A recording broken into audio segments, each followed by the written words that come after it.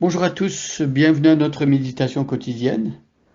Alors aujourd'hui, nous continuons notre série de méditations dans le livre de l'Apocalypse. Il s'agit du dernier livre de la Bible, un livre écrit par l'apôtre Jean.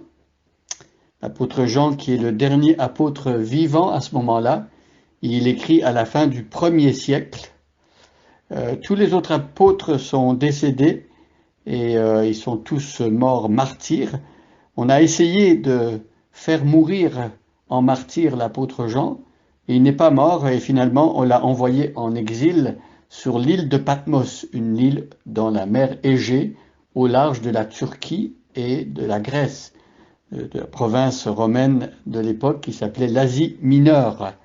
Alors Jean reçoit une révélation de Jésus-Christ, le Fils de Dieu, le Messie, le Sauveur, Jésus-Christ qui est dans la gloire, et Jésus-Christ qui demande à Jean d'écrire aux églises, à 7 églises d'Asie mineure, 7 églises différentes, des églises qui ont réellement existé. 7 est le symbole de la plénitude. On pourrait dire que ces 7 églises représentent toutes les églises à toutes les époques, mais ce sont des églises qui existaient à cette époque et Jésus voulait parler à chacune de ces églises. Et donc, il a choisi Jean, son apôtre, pour recevoir ces révélations et les transférer, les donner à un responsable d'église, l'ange de l'église. Et ici, on a commencé la première église, l'église à Éphèse. Et donc, Jean va transmettre une révélation au responsable de l'église d'Éphèse. Et comme on a vu depuis le début, la structure de ces lettres est semblable pour les 7. Jésus commence par se présenter. Il nous donne des attributs qu'on a retrouvés au début du chapitre 1 lorsque Jean est tombé sur sa face. Il a vu une révélation de Jésus-Christ glorifié. Et donc pour chaque église, tous les éléments de cette description du chapitre 1 se retrouvent. Et pour l'église d'Éphèse, on a vu que Jésus est celui qui tient les 7 étoiles dans sa main droite, donc position d'autorité. Les 7 étoiles, il tient les églises et les responsables d'église. Et Jésus est aussi au milieu des 7 chandeliers, c'est-à-dire des 7 églises et de ces communautés qui existent et qui existeront de tout temps, parce que Jésus a promis « je bâtirai mon église ». Alors on a vu ensuite que Jésus y va d'encouragement pour l'église d'Éphèse. Il dit à l'église d'Éphèse qu'elle est persévérante. Il dit qu'elle a à cœur de maintenir la saine doctrine. Hein. Elle ne supporte pas les méchants. L'église a à cœur de garder la sainteté en son sein et de garder aussi un enseignement pur en son sein. L'église, Jésus la félicite parce qu'elle a du discernement. Elle fait la différence entre des faux apôtres et des vrais apôtres. Et voilà, Jésus va encourager cette église parce qu'elle est persévérante, parce qu'elle a souffert à cause du nom de Jésus et elle ne s'est pas lassée. Alors, nous sommes arrivés maintenant au verset 4 et après la description de Jésus, après les encouragements, maintenant Jésus va faire des reproches, c'est-à-dire qu'il va avertir, il va relever des choses qui ne vont pas dans cette église. Il n'y a pas d'église parfaite et l'église d'Éphèse n'était pas une église parfaite et l'église d'Éphèse devait entendre ce que Jésus avait à lui dire pour pouvoir se repentir, changer, progresser, avancer. Et c'est pareil pour nous. Alors je vais lire à partir du verset 1 et on va s'arrêter au verset 4 aujourd'hui. À l'ange de l'église qui est à Éphèse, écrit « Voici ce que dit celui qui tient les 7 étoiles dans sa main droite et qui marche au milieu des 7 chandeliers d'or. Je connais ta conduite, la peine que tu prends et ta persévérance. Je sais que tu ne peux pas supporter les méchants, tu as mis à l'épreuve ceux qui se prétendent apôtres et qui ne sont pas, et tu as décelé qu'ils mentaient. Tu as de la persévérance, tu as souffert à cause de moi, et tu ne t'es pas lassé. » Alors on voit ici que Jésus a beaucoup de bonnes choses à dire par rapport à cette église d'Éphèse. On aimerait que Jésus dise la même chose de notre Église. On aimerait pouvoir être une Église qui se conduit bien, qui est persévérante, une Église qui ne supporte pas le méchant, une Église qui a du discernement pour savoir quelle est la vraie et la fausse doctrine et pouvoir discerner entre ceux qui disent la vérité, les vrais apôtres et les faux apôtres. On aimerait pouvoir recevoir de Jésus ce genre d'encouragement. Mais cette église d'Éphèse, on l'a dit, elle n'est pas parfaite. Au verset 4, ici, Jésus dit à l'apôtre Jean, j'ai cependant un reproche à te faire.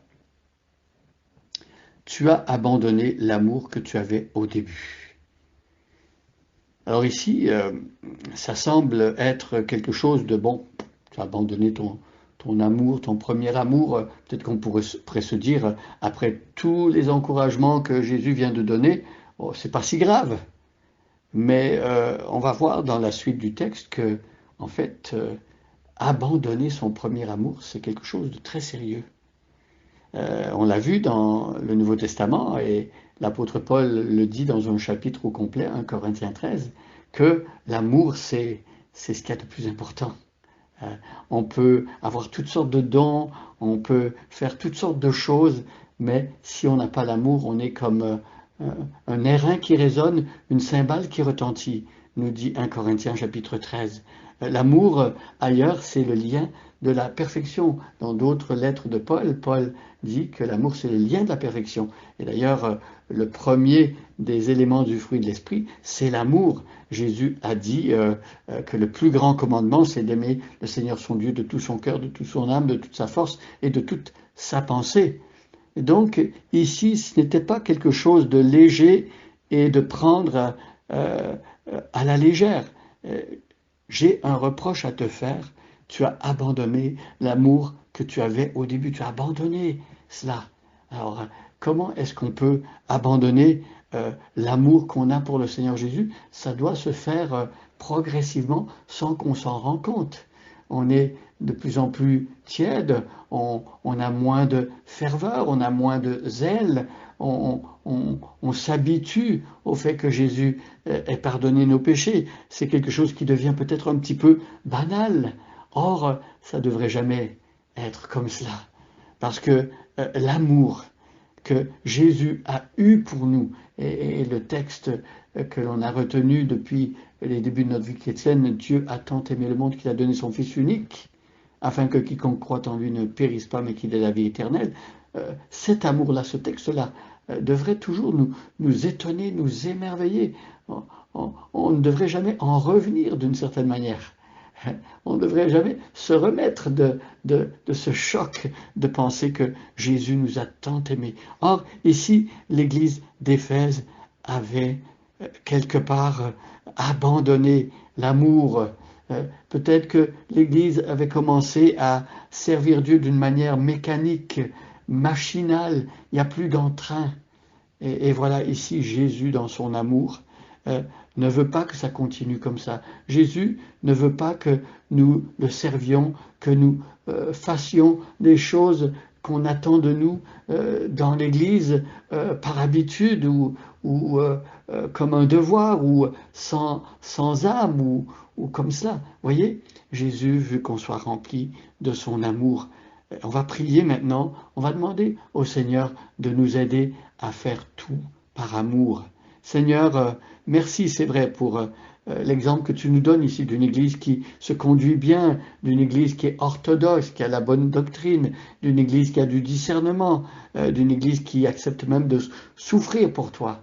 Mais Seigneur, nous nous rendons compte, nous réalisons qu'on peut faire plein de choses et parfois il n'y a pas d'amour. On est sec à l'intérieur. Seigneur, voudrais-tu nous révéler à nouveau ton amour, nous faire voir à quel point tu nous aimes et c'est en voyant ton amour à toi que ça suscite en nous un amour comme une réponse naturelle parce que nous avons compris ton amour à toi. Aide-nous à t'aimer, Seigneur, de plus en plus et de ne jamais abandonner notre premier amour. Montre-nous à nouveau l'amour de Jésus et renouvelle-nous dans ton amour. Au nom de Jésus, Amen. Bonne journée à chacun et à chacune et soyez bénis.